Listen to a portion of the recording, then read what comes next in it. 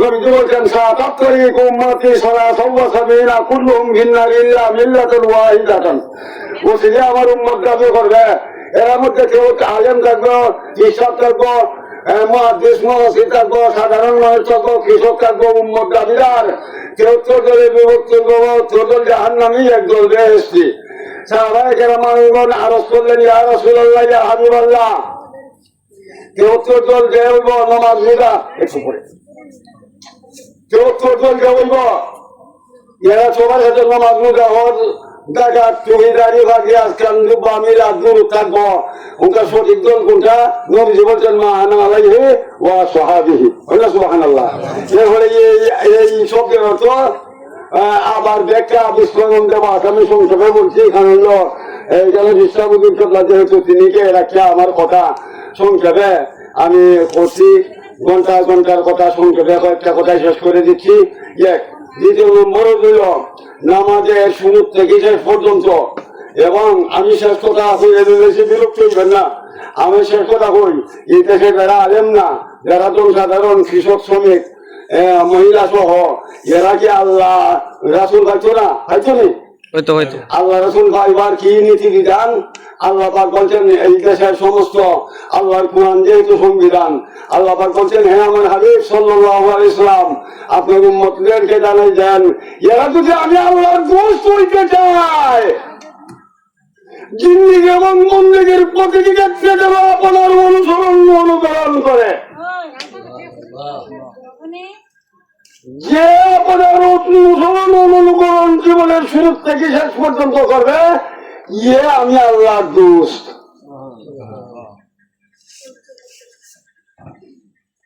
এখন বাদ কেমন কেমনে, কোন আঙ্গুল দিয়া, কোন পেজের কোন দিক থেকে বাদ কেমন, তরকারি যা আপনার একত্রিতকরণ, কিভাবে পেট ফুটতে খাওয়ান, কিভাবে গ্লাস দিয়ে পানি খাওয়ান, কিভাবে চা খাওয়ান, একবারে কিভাবে কিটা করেন, আঙ্গুল বুঝাইলে কি করেন, কিভাবে হাত করেন মহিলারা, কিভাবে স্বামীর সঙ্গে ব্যবহার করেন, ছেলে মেয়েরা মা বাবার দিকে কিভাবে চাইলে ওদের সব হয়।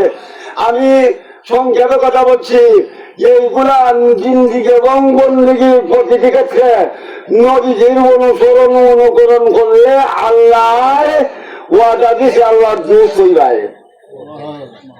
আল্লাহ জুস হইলে আনন্দ লাগতো না, আল্লাহ জুসে আল্লাহ জাহান্নামে দিবে না,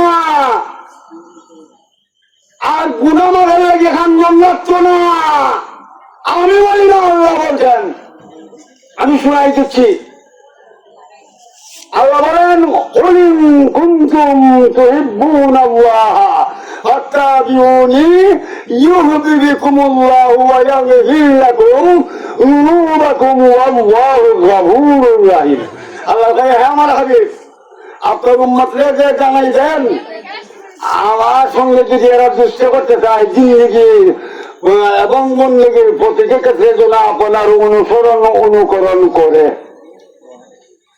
তাহলে এরা আমি আল্লাহ দোষ হইব। আল্লাহ তো ওয়াদা খেলাপ করতে পারেনি, ইন্নাল্লাহ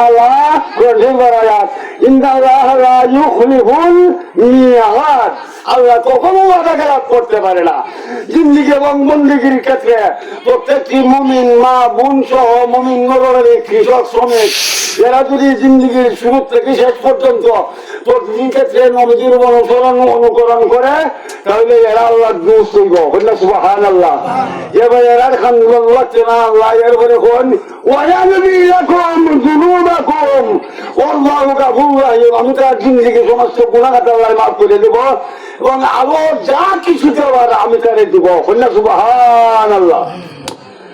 এই কথা জানাই যে জানানি হিসাবরা, এবং হিসাবরা যে নমাজের শুরু থেকে শেষ পর্যন্ত নমাজে কিভাবে দাঁড়াইছিল, পাগুলা কিভাবে রাখছিল, দুই ভাগ হত্যান ভাগ থাকছিল, আঙ্গুল গুলা কিভাবে রাখছিল, তাকবীরে তাহরিমা কিভাবে দিতে হবে, হত্যান হাত উঠাই তুলব, হাত উঠাইবার সময় আঙ্গুল গুলা কিভাবে থাকবে, কিভাবে তাকবীর তাহরিমা কোন জায়গায় বন্ধ দিব, তাহরিমা বন্ধের সময় কেমনে বন্ধন লাগবো, কিভাবে রুখ দেওয়ান লাগবো, কিভাবে শরীরটা কেমন লাগবো, কিভাবে উঠতে হবে, নামাজের শুরু থেকে শেষ পর্যন্ত শুধু নবীদের অনুকরণ করা। আমি বলি না ওই নমাজের মধ্যে গুরু গাছার জ্ঞান জ্ঞান করা বলা, তবু নবীর জ্ঞান জ্ঞান করা বলা বিশ্বাস লেখছেন আমরা দেশের। আমি বলি আমি ইনসার কথা বলছি না। এই সমস্ত কাজের মুড়ি দিলে, এরাই সালাম দিলে, এরাই ভিতরে নামাজ পড়লে, এরারে গান গাইরা চললে, ভালোবাসা রাখলে আল্লাহ হয় তুমি মুমিন না, ইমানদার না। ইমানদার না হইয়া নমাজ মিলা হক দাড়ি টুপি পাগড়ি আসকান বা মিলাদুন নবী পালন করলে লাভ হইতো না। মিলাদুন নবী আর মিলাদ দুরুদ নামাজ হজ যাকাত টুপি দাড়ি পাগড়ি আসকান দুপা এগুলা মুমিন নরের জন্য। হইল না সুবহানাল্লাহ। আমি অনুরোধ করবো আমার এই দেশে আলেম ভাইরা কোরআন হাদিস বুঝবার মতন জ্ঞান অর্জন করুন। আমি অনুরোধ করবো আমরা হিংসা কেউ কাছে নাই, আল্লাহ রাসূল দেখাইতাম এই দেশের পাবলিক কৃষকরা মাটি যারা কাছে এরাও নবী ভাই কত নেওয়া সহজে যদি বিধান এগুলা জানাই যাওয়া বুঝে দেওয়া লাগে আধার নসিহত। আমি কিচ্ছা খাইয়ে হইবার সময় নাই। দুরূদ শরীফ পড়া বহু বন্দেকে মুমিনদের জন্য আমি দুরূদ শরীফ পড়ার সময় পাই না। বুঝছেন নিতে আসুন, আমি কষ্ট না, আমি আমার